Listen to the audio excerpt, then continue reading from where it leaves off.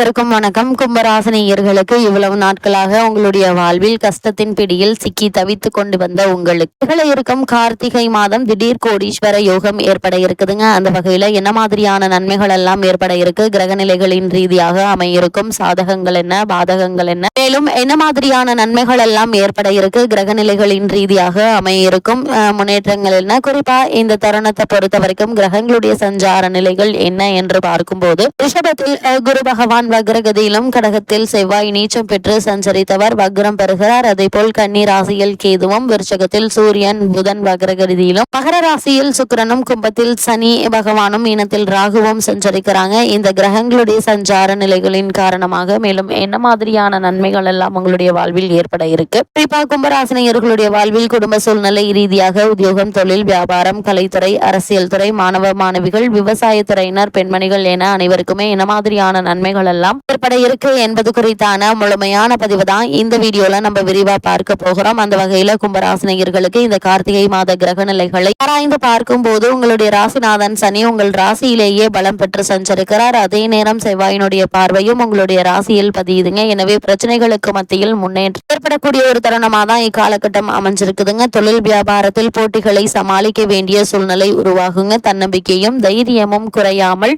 முழு முயற்சியாக வெற்றியை நோக்கி செல்லக்கூடிய ஒரு மாதமா இந்த மாதம் அமைஞ்சிருக்குது. உடன்பிறப்புகள் வழியில் செலவு அதிகரிக்குங்க. எதிர்காலத்தை பற்றிய பயம் அகல இறை வழிபாடே உங்களுக்கு கை கொடுக்குங்க. மட்டுமில்லாம ரிஷபராசியில் உள்ள குரு பகவான் இந்த காலகட்டம், அதாவது இந்த கார்த்திகை மாதம் முழுவதுமே வக்ரம் பெற்று இருக்கிறாருங்க. உங்களுடைய ராசிக்கு 2, 11 ஆகிய இடங்களுக்கு அதிபதியானவர் குரு பகவான். அவர் வக்ரம் பெறுவது என்பது அவ்வளவு நல்லது கிடையாதுங்க. கொடுக்கல் வாங்கலில் பிரச்சனைகள் உருவாகலாம். இது மாதிரியான விஷயங்கள்ல தேவையில்லாமல் தலையிட வேண்டாங்க. கொடுத்த தொகையை வாங்கி கொடுக்க முடியவில்லையே, வாங்கிய தொகையை கொடுக்க முடியவில்லையே என்ற பல கவலை உங்களுக்கு அதிகரிக்குங்க. பண பற்றாக்குறை ஏற்படுவதற்கான வாய்ப்புகளும் இருக்குது. அருளாளர்களுடைய ஆசையும் அனுபவஸ்தர்களுடைய அறிவையும் உங்களுக்கு கை கொடுக்குங்க. என்ன முடிவு எப்படி எடுப்பது என்று தெரியாமல் அவதியுற்று வரும் கும்பராசியினர் முன் அனுபவம் உள்ளவர்களிடம் ஆலோசனை பெற்று அதற்கு பிறகு அதற்கான முயற்சிகளை மேற்கொள்வது மிக மிக நல்லது என்பதை கிரக நிலைகள் மீண்டும் மீண்டும் அறிவுறுத்துது. அதே சனி மற்றும் செவ்வாயினுடைய பார்வை ஏற்படுதுங்க இந்த மாதத்தை பொறுத்த வரைக்கும். அதாவது கடகத்தில் உள்ள செவ்வாய் இந்த மாதம் முழுவதுமே கும்பத்தில் உள்ள சனியை பார்க்கிறார். உங்களுடைய ராசியில் உள்ள சனியை பகை கிரகமான